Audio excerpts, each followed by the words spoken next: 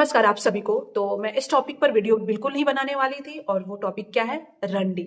Uncomfortable feel हुआ, मुझे भी हुआ। जब मैंने इसका मीनिंग जाना तब मुझे अनकंफर्टेबल फील हुआ। जब सुनी पहली बार और मुझे बस मेरी माँ ने बोला कि इसका बहुत गंदा मीनिंग है, तब मुझे अनकंफर्टेबल फील हुआ। और तब भी अनकंफर्टेबल फील हुआ जब मैंने देखा, क्योंकि मैं यूपी की हूँ और ये वर्ड वहाँ पर बहुत नॉर्मल है। अब कहोगे कि कहाँ की एरिया की हूँ, वो नहीं बताने वाली हूँ मैं। ये वर्ड इतना नॉर्मल है कि घरों में लड़कियों को, अपने जो बहू बेटियाँ होती हैं उनको, अपनी माँ को, बाहर यहाँ तक कि मैंने देखा है झगड़ा कर रहे हैं लड़का लड़की, उसमें लड़का लड़की को बोल रहा है। हॉस्टल में रहती थी, देखा है मैंने कि कैसे लड़कियां अपने बॉयफ्रेंड से ये वर्ड नॉर्मली सुनती थी।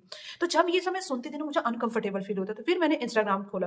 ठीक है, इंस्टाग्राम में बस जब मैं सोशल मीडिया पर आई तो मैं यहाँ पर जब लड़कियों को देखा शॉर्ट कपड़े पहनी है, और मेरा बहुत खराब आदत है कमेंट सेक्शन पढ़ने का। वहाँ कमेंट सेक्शन में आर, रंडी, वर्ड, ये सब वर्ड लिखा रहता था। या उनको फीमेली जो गाली दिया जाता है, जो हमारे इंडिया में सबसे ज्यादा है कि फीमेल को ही गाली दिया जाता है, तो उनको गाली दिया गया है, उनके मेन प्राइवेट को गाली दिया गया है। जहां पर जो लड़कियां फेमिनिस्ट की बात करती है, इक्वालिटी की बात करती है, इंडिपेंडेंसी की बात करती है, उनके कमेंट सेक्शन में ये वर्ड लिखा रहता है। और आपको कहोगे कि नहीं ऐसा नहीं लिखा रहता, तो पता नहीं आप किस दुनिया में रह रहे हो और किस इंडिया में रह रहे हो। और उसके बाद दीदी का ये वीडियो देखो। हाँ, मुझे पता है दीदी का वीडियो ऑलरेडी आप सभी देख चुके हो, बट मैं सिर्फ मेन पार्ट दिखाना चाहती हूँ कि उनका मीनिंग क्या था, कहने का मतलब, और इस टॉपिक को कितना बड़ा बनाया गया। Our Randi isn't even referred to sex workers. It's used for any woman who has a voice, any woman who looks like us. If we stop finding this word insulting, men will lose the power to use it as an insult. I no longer find this word insulting or hurtful. तो आपने first video देखा और ये second video आप देख रहे हो, जिसमें ये बताया गया कि कैसे हमारे इंडिया में लॉ बना है इस चीज पर, जिसमें आपको 2 साल की जेल हो सकती है। अब आप कमेंट सेक्शन में देखो कैसे जो लड़के हैं वो ट्रिगर हो गए। अब मैं ये बताना चाह रही हूँ इस चीज से कि वो वीडियो का मतलब क्या था, वो दीदी कहना क्या चाह रही थी। मेरे अकॉर्डिंग जो भी वे था उनका, गलत सही मुझे नहीं पता, बट मैं मीनिंग बता रही हूँ कि मैं उनको कैसे समझी हूँ।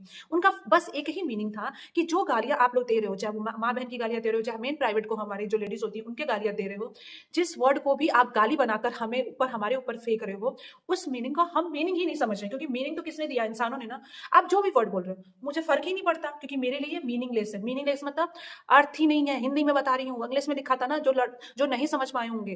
क्यों? क्योंकि और कोई वे नहीं है, किसी को भी पकड़ा नहीं जाता। यहाँ गाली देने पर किसी को पकड़ा नहीं जाता।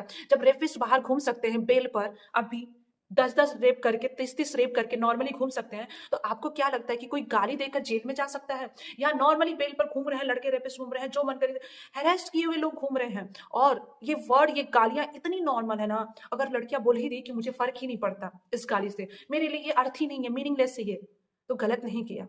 और आप इस चीज को इतना मुद्दा बना के बैठे हुए हो, मतलब जहां पर हमें ध्यान देना चाहिए। और जो कह रहे हैं ना कि अरे ये इन्फ्लुएंस कर रही है लड़कियों को, छोटी लड़की को, बड़ी लड़की, अरे सुनो, आप जानते ही नहीं हो। फिर अगर आपको लग रहा है कि ये लड़कियों को इन्फ्लुएंस कर रही है इस चीज के लिए, तो आपको पता नहीं कि वो लड़कियां घर में, बाहर में, कहां पे ये गाली